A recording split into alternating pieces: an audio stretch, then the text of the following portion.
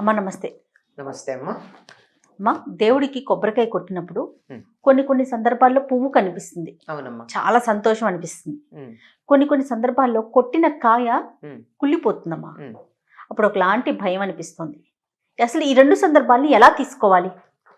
అమ్మ, కాయలో పువ్వు వచ్చింది అంటే దాన్ని పువ్వు అంటాం కానీ అది మొలక అనమాట. అవును. అందువల్ల ఏదైనా ఒక మొలక వచ్చిందంటే మంచిది అన్న ఉద్దేశంలో తీసుకుని, అది కాలాన్ని బట్టి ఎప్పుడు పడితే అప్పుడు రాదు కదా. అది సరిగ్గా దసరాలు ఆ సమయంలోనే ఆ పువ్వు వచ్చిన కొబ్బరికాయలు వస్తాయి. దసరాలు దీపావళి ఆ మధ్యలో.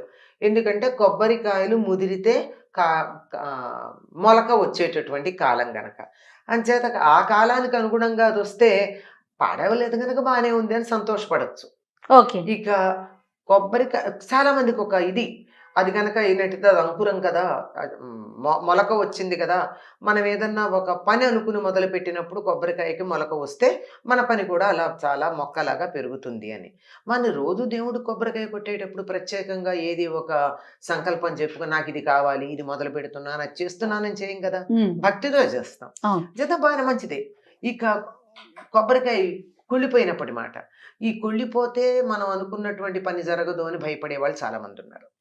అవునమ్మా, అది చెడుకి సంకేతం అని అనుకుంటారు. కానీ కొబ్బరికాయ కుళ్ళిపోతే అది శుభం అనుకుంటారు కొన్ని ప్రాంతాల వాళ్ళు.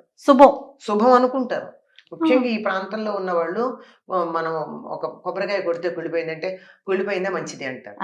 మనకున్న దిష్టి పోయిందని విన్నారు. అదే అందుకు మంచిది అనడానికి కారణం ఏంటంటే దిష్టి పోయిందా, చెడు అంతా మనకి రావాల్సిన చెడు అంతా కొబ్బరికాయ తీసుకుంది. ఆ కొబ్బరికాయ తీసుకుని అది చెడిపోయింది కనుక మనకంతా మంచి జరుగుతుంది అని అనుకుంటారు.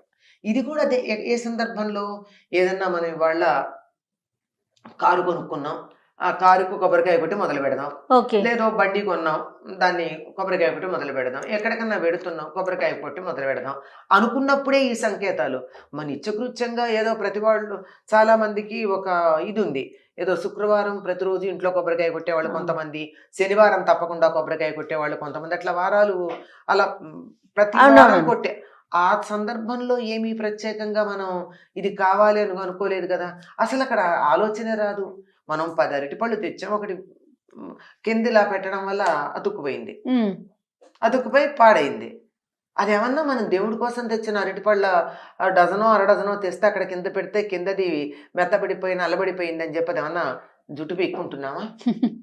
లేదు కదా. లేదు, ఇంట్లోనే దేవుడికి నైవేద్యం పెట్టడానికే బోర్డు తెచ్చాం, ఏవో పదార్థాలు వండుతున్నాం. అందులో ఒక కాయలో పురుగు వచ్చింది అంటే మా పనంతా అయిపోయిందని బాధపడతామా? లేదు కదా. అవన్నీ ప్రకృతి సహజం, జరుగుతూ ఉంటాయి. గుర్తుంచుకోవాల్సింది ఏమిటంటే కొబ్బరికాయని ఎన్నుకోవడం రాలేదు, ఈసారి నుంచి జాగ్రత్తగా ఎన్నుకోవాలి అని గుర్తుపెట్టుకోవాలి తప్ప దానివల్ల ఏదో కొంపలు మునిగిపోతాయని కానీ, ఏదన్నా అశుభం జరుగుతుందని కానీ, చెడేదో మీద పడుతుందని కానీ మనం భావించాల్సినటువంటి పని లేదు. ఓకే, అంతే. దాన్ని క్యాజువల్గా తీసుకోవడం చాలా సామాన్యంగా. దీనికి మా గురువుగారు మరొక విషయం కూడా చెప్తారు. అది కూడా మనం పర్సనల్గా తీసుకుంటేనే బాధపడుతున్నాం కానీ లేకపోతే కాదు. ఆయన చెప్పిన ఉదాహరణ చెప్తున్నాను, నాది సొంతం కాదు. మన ఇంట్లో ఏదో ఒక శుభకార్యం మొదలు పెడుతూ కొబ్బరికాయ కొడితే అది కుళ్ళిపోతే బాధపడుతున్నావా? అదే ఆఫీస్లో కొడితే బాధపడతావా? ఏదో ఆఫీస్లో దసరాల్లో చాలామంది పూజలు చేస్తుంటారు, ఏదో వినాయక చవితికి పూజ చేస్తారు, ఇంకెప్పుడో చేస్తారు. చేసినప్పుడు ఒక కొబ్బరికాయ కొట్టారు, కుళ్ళిపోయింది. ఎవరు బాధపడతారు? ఎవరు బాధపడరు. ఇంకోటి తీసుకురండి రా అంటారు, అంతేనా?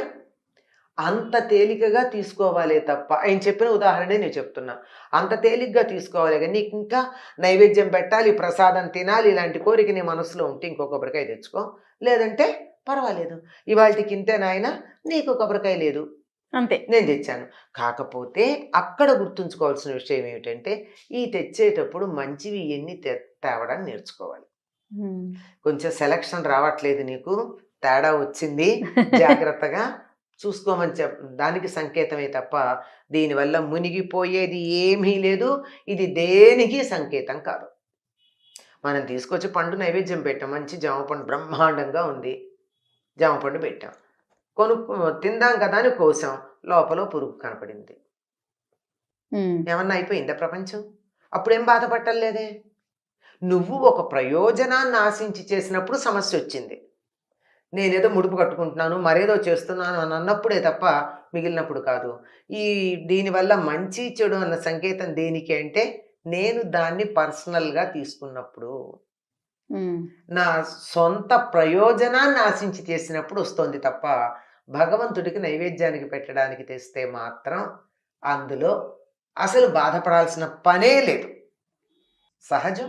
అంతే. కొబ్బరికాయల్లో ఒకటి కుళ్ళడం తప్పేముంది? కుళ్ళింది. ఉమ్, నీకు సరైంది తీసుకురావడం చేతకాల. అంతే. జాగ్రత్త పడు.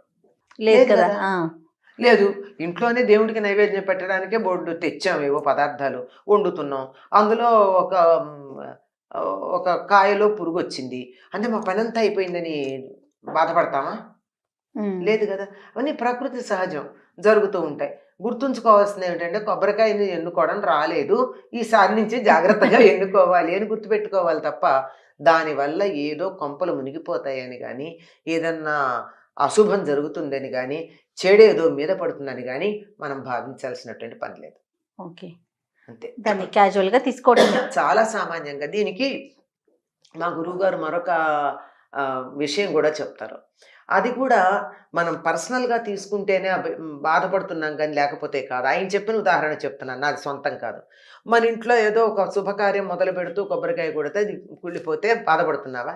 అదే ఆఫీస్‌లో కొడితే బాధపడతావా?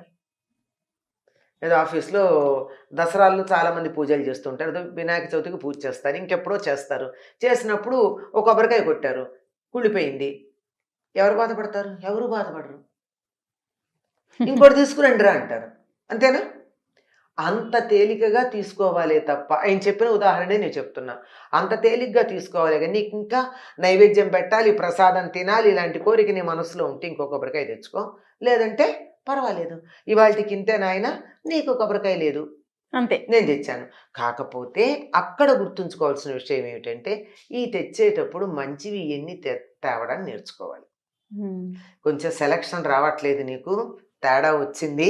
జాగ్రత్తగా చూసుకోమని దానికి సంకేతమే తప్ప, దీనివల్ల మునిగిపోయేది ఏమీ లేదు. ఇది దేనికి సంకేతం కాదు.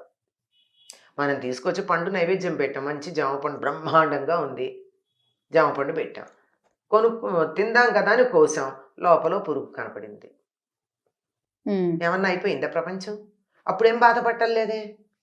నువ్వు ఒక ప్రయోజనాన్ని ఆశించి చేసినప్పుడు సమస్యొచ్చింది. నేనేదో ముడుపు కట్టుకుంటున్నాను, మరేదో చేస్తున్నాను అని అన్నప్పుడే తప్ప మిగిలినప్పుడు కాదు. దీనివల్ల మంచి, చెడు అన్న సంకేతం దేనికి అంటే, నేను దాన్ని పర్సనల్‌గా తీసుకున్నప్పుడు. ఉమ్, నా సొంత ప్రయోజనాన్ని ఆశించి చేసినప్పుడు వస్తోంది తప్ప, భగవంతుడికి నైవేద్యానికి పెట్టడానికి తెస్తే మాత్రం అందులో అసలు బాధపడాల్సిన పనే లేదు. సహజం. అంతే. కొబ్బరికాయల్లో ఒకటి కుళ్ళడం తప్పేముంది? కుళ్ళింది. ఉమ్, నీకు సరైంది తీసుకురావడం చేతకాల. అంతే. జాగ్రత్త పడు. తప్పకుండా అమ్మా. హ్మ్. నమస్తే. నమస్తే అమ్మ.